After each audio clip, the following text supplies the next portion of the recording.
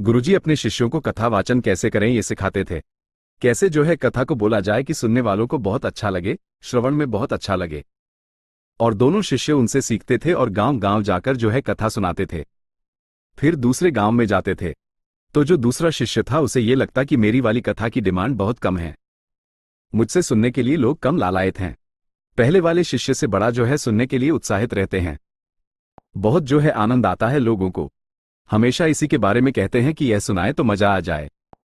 और दूसरे वाले शिष्य को जो है लोग कहते हैं कि आप कोशिश किया कीजिए, थोड़ा कम ही बोलें, भैया को बोलने का मौका दिया कीजिए। तो एक दिन वह सहन नहीं गया, वह गया गुरुजी के पास और जाकर कहने लगा कि प्रभु आप क्या सिखा रहे हो, पहले वाले को इतना क्यों सिखा रहे हो कि सब उसी की प्रशंसा करते हैं, उसी की तारीफ करते हैं, मेरे बारे में कोई बात ही नहीं करता। ऐसा क्या है, आप मुझे क्यों नहीं सिखाते, मेरे साथ में द्वेष क्यों करते हैं, मेरे साथ में द्वेषपूर्ण व्यवहार क्यों करते हैं, मेरे साथ पक्षपात क्यों हो रहा है। तो गुरुजी ने अपने शिष्य से कहा कि बेटे एक कहानी सुनाता हूं।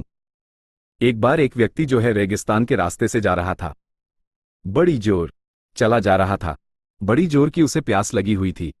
उसने देखा तो उसे रास्ते में कुआं दिखाई दिया, तो कुएं के पास गया, बाल्टी तो थी लेकिन रस्सी नहीं थी। उसे समझ में नहीं आया कि क्या करें, बहुत देर इधर उधर ढूंढता रहा लेकिन फिर चला गया। उसी रास्ते से दूसरा व्यक्ति निकला जिसने देखा कि कुआं है, बाल्टी है, प्यास उसे भी लगी थी और उसे लग रहा था कि अगर थोड़ा दूर और जाऊंगा तो रेगिस्तान पार हो जाएगा, लेकिन अगर मैं सामने वाली दिशा में जाऊंगा जहां दूर एक वृक्ष जो है दिखाई दे रहा था, बड़ा सा वृक्ष, सूखा सा वृक्ष, तो शायद वहां से कुछ लकड़ियां लेकर के आ जाऊं, कुछ ऐसा लेकर के आ जाऊं, कुछ शाखाएं लेकर के आ जाऊं कि रस्सी बना लूं। तो उसने बजाय कि रेगिस्तान को पार करने के पहले अपनी प्यास बुझाने के बारे में सोचा, वो गया उस बड़े से वृक्ष के पास सुनसान जगह पर जहां नीचे लकड़ियां बिखरी हुई थी, कुछ शाखाएं बिखरी हुई थी, लाया, एक दूसरे से बांधने लगा और एक लंबी सी रस्सी बना ली, उस बाल्टी में बांधी, कुएं में फेंकी, पानी जो है ऊपर आ गया, पानी पिया, तृप्त हुआ और उसके बाद उसने रेगिस्तान पार किया। अब मुझे ये बताओ कि दोनों व्यक्तियों में से किसको सबसे ज्यादा प्यास लगी थी। उस ऋषि ने कहा कि दूसरे वाले को लगी थी, तभी तो उसने सॉल्यूशन निकाला, तभी तो उसे हल मिला।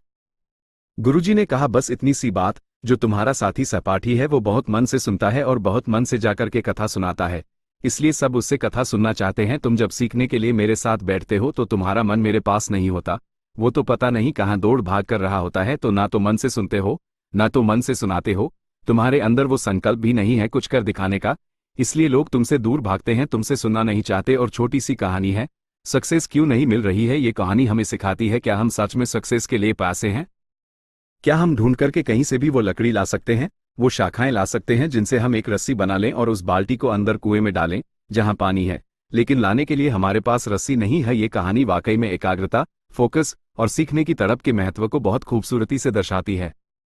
जब तक हमारे भीतर किसी लक्ष्य को पाने की गहरी प्यास नहीं होगी, हम उसे पाने के लिए रस्सी बनाने जितनी मेहनत कभी नहीं करेंगे।